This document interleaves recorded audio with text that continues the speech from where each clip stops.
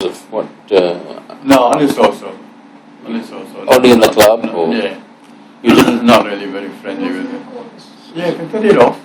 How did he? No, the other one. How did he become associated with the family then? No, he wasn't. What happened is, he and his seismic party, they went up to Bukit Pond and they were doing some exploration there, right? Mm-hmm. And it was a Sunday, and he went down, went to Badas, went to the house, met the family, because we knew about Clifford Joseph, and then he offered to take Marcel and all that for a boat ride. Oh. This is what happened. For a boat ride, to go to Bukit Pond with all the girls and to see whether they can buy any fruits there, you know. And the Bukit Pond is certain areas, yes, you can buy langsat or rambutan. So they went actually for a boat ride. How did Clifford Joseph organize the boat? Well, because because he took the whale. Belonged to the seismic party. Oh, I see. Right, and he's the head of the seismic party. Did he come to Badas with the boat? To Colablaite. Colablaite River up to Badas. And he came by boat? By boat, yeah. I see, with the Iban outboard driver. I see. When they went up to Bukit Pond, the outboard driver, operator was driving the boat. But coming back, when the show off his girls there, so he took over the controls. Oh. And just about 100 yards of the wharf, right, the Badas wharf, the bloody LCM was charging up the river. Oh. And the wash of this boat from the LCM landing craft, yeah. I mean, it's got a big wash. Mm. Now, if it was the official operator, right, he would have gone through the waves sideways. Yeah. Right? You don't plow into it. Right. And that's what happened. Inexperience, yeah. Plowed into it. So Clifford Joseph was driving the boat. Driving the boat, yeah. Oh. And then after the accident, of course, when the boat tipped over, Marcel, the Chinese magistrate guy, Auntie Melline, all managed to swim. Plus the Iban guy, he could swim. The Iban fella actually saved Auntie Melline. He actually got over and put on the upturned boat. Oh, I see. The Iban operator. Oh, the boat was still floating. Floating upside down. So, but Patsy and Gracie, he couldn't find them. Patsy, according to Marcel, he told us not to struggle, but panic.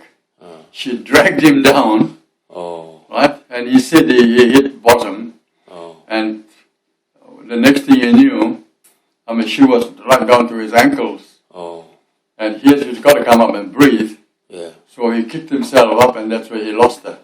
I see. And Gracie, I believe, she was floating. She can't swim. She managed to keep afloat. Yeah. But the three bloody boys, instead of going to help, they can swim. Instead of helping her, they just swam to the bloody edge of the bloody river banks and hung onto the bloody overhanging trees. Because they were afraid of crocodiles. Bloody cowards. Just bloody cowards. And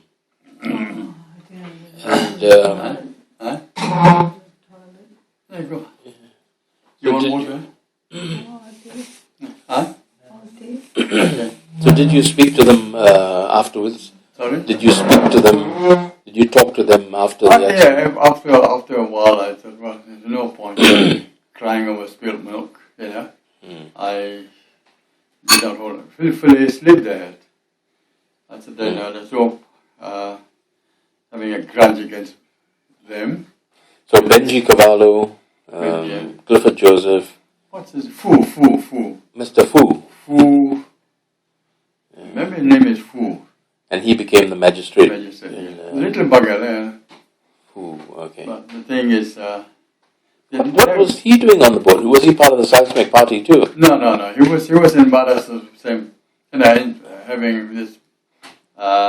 party.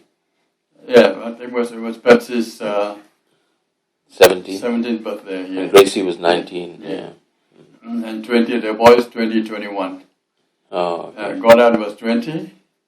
Joe Ferro was 21. I see. But Joe Ferro, funny. Some or other know what happened. not talking to his brother, right? He is Joe, the other fellow is, what's his name now? The brother. Cyril. Cyril Ferro. Cyril Ferro is the older brother. Now, because the two brothers are talking, now that Saturday evening, they were all in Badas, right? Having a ball there. Some went back to Syria, some stayed back, okay? Like most bachelors stayed back. Right. And but what was in Badas? Where did they stay if they stayed? Pop's bungalow. Oh, in the house. Bungalow. They just roughed it out. Oh, I see. Yeah, they just roughed it out. Oh, and Pop didn't mind that, Mom didn't mind that. Because they're lonely also, right. during the week. So, young men, friends and all that. Right. And, so Clifford Joseph, now talking to the brother, Cyril, and at about, according to Cyril's wife, because they were not talking to each other, and it was a Saturday evening, probably, I would say, just about dusk, they heard a door, it's all Kajang quarters then, knock on the blooming front door, and bang, bang, bang, bang, bang. So someone was a bit late to go and open the door, and all they saw was Joe Ferro walking away. That's the back of him, walking away. Oh. Right? No. And the next day he got drowned. Wow. So what omen is it? I don't know. Maybe his spirit maybe he's come to say sorry to the brother or to make up with the brother. I don't know. Oh, I see. Yeah. So wow. That's what happened. And then the next day he got drowned. Yeah. Now, Cyril Ferro, he worked for the accounts department, and every fortnight, I think the laborers get paid. Yeah. Right? They get their fortnightly wages. And the bucket, whether he gambles or what, spent his money somewhere, God only knows. And you know what he did? He had all this bloody cash to dish out. He got bloody chili or pepper and threw in his eyes and shouted that somebody has robbed him. Oh. Right? So there was an investigation that went out by the police, and they found it was all self-inflicted. Right? And Marcel didn't do anything, they just sacked the bugger, that's all. Marcel was his boss? Aye? Or Shell? Shell didn't do anything? No. Okay. Too small.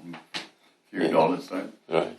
So I got rid of the family, had to fly back to Oh, so that's the story of Cyril Ferro. Cyril Ferro. He thought he could... He thought he could, blame somebody else for throwing pepper or chili in his eyes, and they robbed him.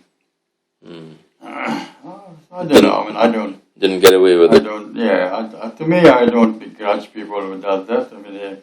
We all have our weaknesses.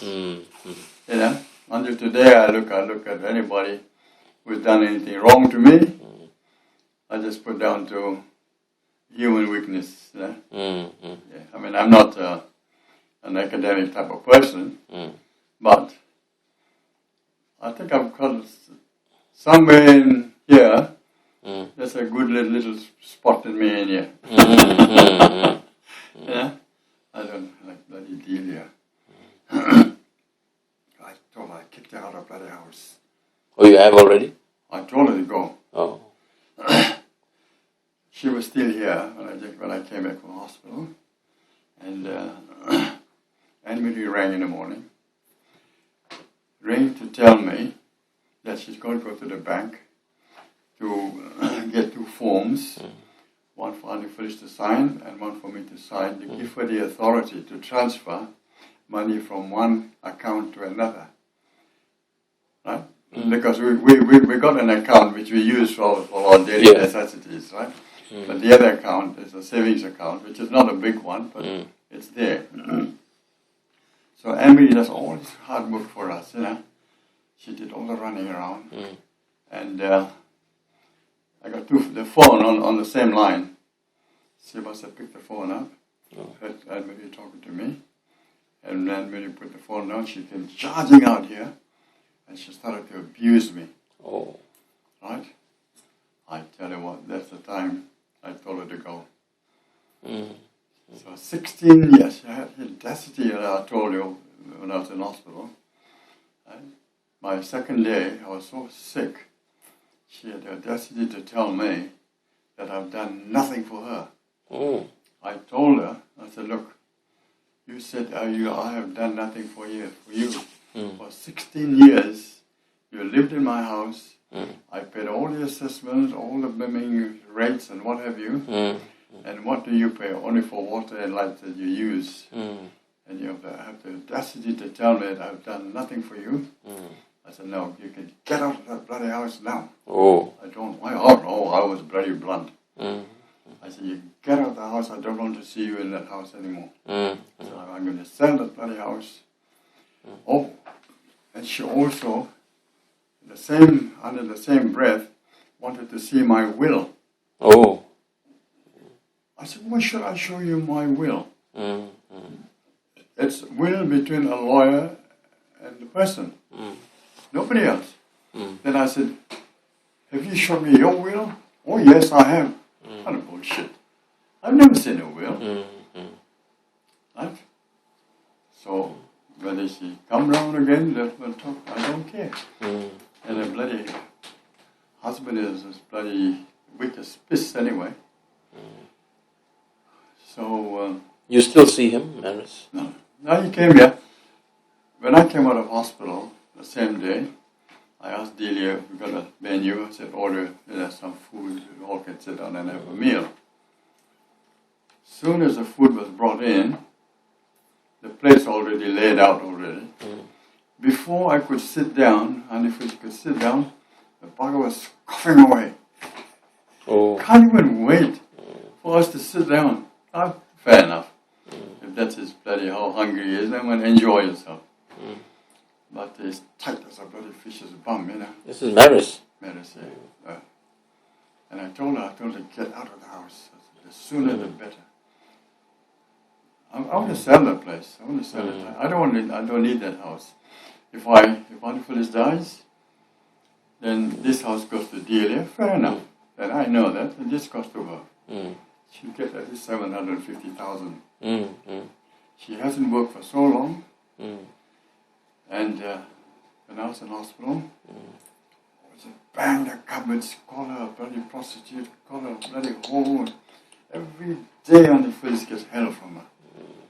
Right? And then, within a few hours, I love you, Mom. And oh dear. She has a split personality. Yeah, probably bipolar or something. Bipolar. Yeah.